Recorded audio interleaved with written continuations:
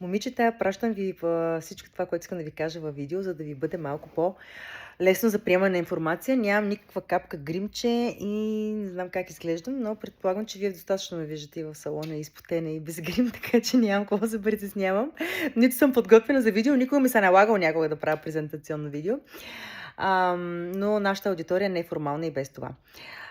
Не, че не сте ми важни, но просто аз така или иначе съм естествена. Искам да направя много важно съобщение. Вие може би подозирате и предполагате. Завърших мастер-клас, в който мастер-клас, след като учих дълго време Longevity, този мастер-клас по Longevity ми дава възможност да коучвам и да консултирам клиенти. Минах първата си група, пилотна, от 5 човека и вече мога да правя втора такава група, като разбира се, че си бях нарочила, че ще бъдете вие. Първата ми беше с близки роднини, които най-много вярваха, имаха нужда от това нещо. Във втората група сте вие, защото ще бъде пак онлайн. Третите ми групи ще бъдат, тъй като ми дават възможност да го правя вече в фитнеса, който пък собствениците на фитнес отварят уникален обект в Слатина, който ще бъде просто, ако ви покажа проекта, ще припаднете. Най-вероятно и там ще имам кабинет, но сега ще ги правя в кабинета на VK салона, който е отдолу в фитнеса. Тъй като всичко това е в процес, нямам възможност толкова бързо всичко да реализирам, защото искам да отида в Дубай, да направя практика в една клиника по Longevity и след това вече да ми бъде всичко постоянно, да ми помогнат от фитнеса собствениците.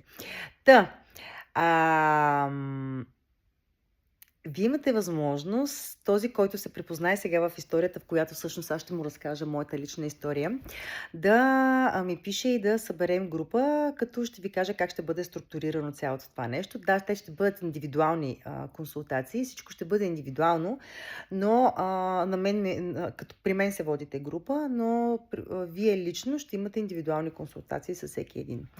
Индивидуални консултации, които структурата е следната. Първо се прави оценка, след това се прави напътствия, след това се правят проучване. Първо, преди всичко ви давам въпросник и най-накрая проследяване на метрики на резултатите и последно, в зависимост от това дали ще правим програма или месец, два или три, в зависимост всеки по собствена негово усещане първо и второ по моя преценка, дали може или има смисъл това нещо да се прави.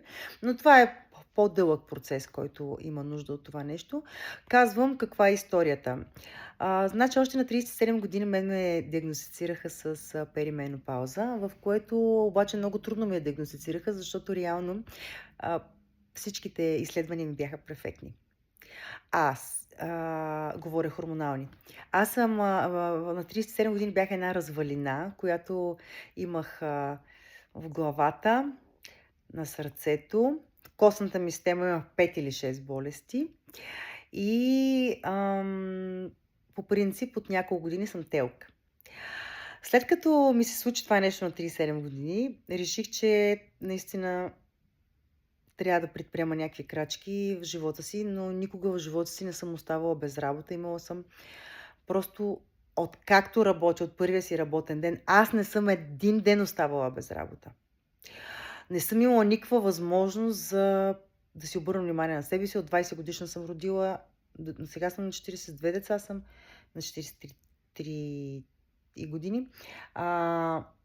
И винаги съм била с деца и работа. Винаги. Майчинство не съм имала, защото когато родих сина ми, бях студентка, т.е. аз съм учила през това време, и то в най-трудния си курс, аз съм юрист по право, най-трудният ми курс родих, с дъщеря ми вече управлявах един бизнес, който имах гледачка и нямаше как един ден да нямам работа. Изтекаха ми водите в офиса и буквално родих и се върнах в офиса. Затова заживях на хотел, който имаше офис града в топла връзка, за да мога да така. Както и да е, много живота ми не е бил така, как да винаги съм била, аз съм отглеждана с двама братя, баща ми ме отглеждал като момче, да съм винаги независима, никога няма време, ако трябваше да работиш на 2-3 работи, като не стигат парите и така нататък. Никога в живота си не съм имала любовник, никога някой не ми е давал пари, никога не ми е помагал, не ми е издържал, нито дори мъжете, с които съм, т.е. мъжа ми и следващият ми мъж, с който съм била. Ам, Винаги сме били наравно с тях. Съм работила и съм правила всичко останало. Осъзнах, след като това нещо ме диагностицираха, започнах да изпадам в някакъв потрес, да мразя тялото си и всяка Божа година след това аз дигах килограми като до безумие. Изглеждах ужасно, казваха ми го приятелки, че не могат да ме познаят. Корема ми растеше, ядеше ми се постоянно сладко, чувствах се постоянно много уморена. Мразех тялото си.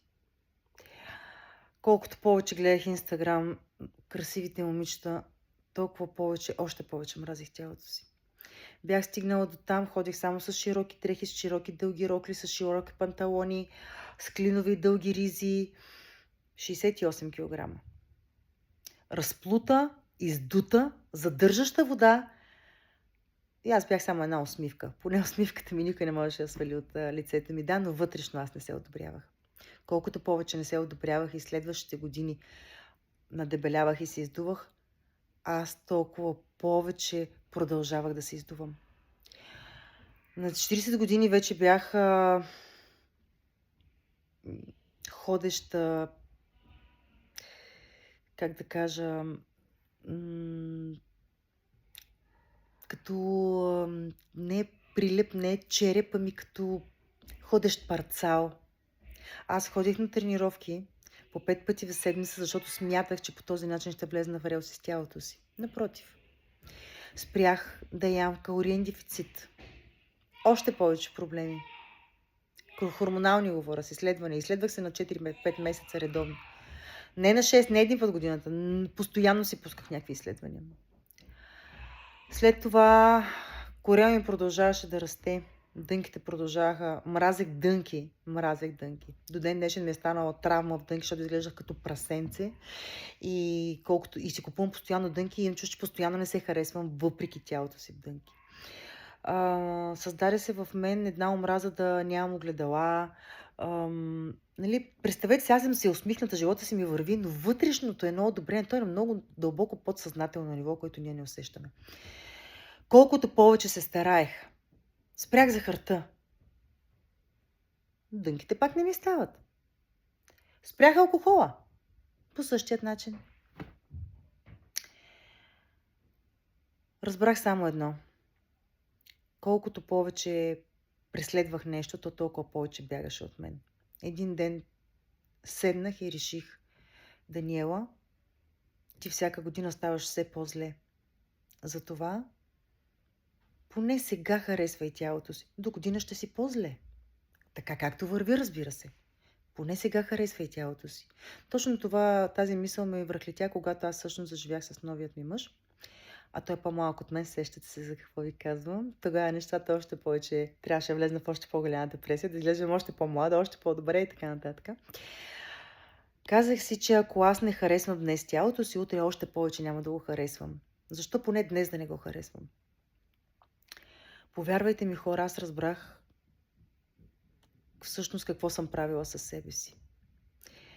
Цялото това нещо, което аз от 37 до 40 годишна възраст съм преживяла, съм си направила харахири, реално ми е повлияло толкова много, че започна да им повлиява толкова много, че аз ако не знаех на 37 какво се случва с мен, може би щях да съм доста по-добре. Разбрах, че на абсолютно подсъзнателно психологическо ниво аз съм развалила, ако съм била развалена на 37, на 40, вече По принцип, не знам дали казах, аз съм ТЕЛК, защото наистина имам родова обремененост от нас. Начинът ми на живот е бил изключително стресиращ, защото аз съм приемала майка ми и баба ми са такива, може би прапрапрабабите ми и живеем изключително в мъжката енергия, само survive, постоянно оцеляване, противоположно на женската енергия, постоянно гинекологични проблеми. Баща ми ме възпитава като момче, както казах, защото съм двама братя, постоянно съм независима и цялото това нещо реално ми е дал един такъв модел на да стресирам женското си крехко тяло. Ам, След като осъзнах всичките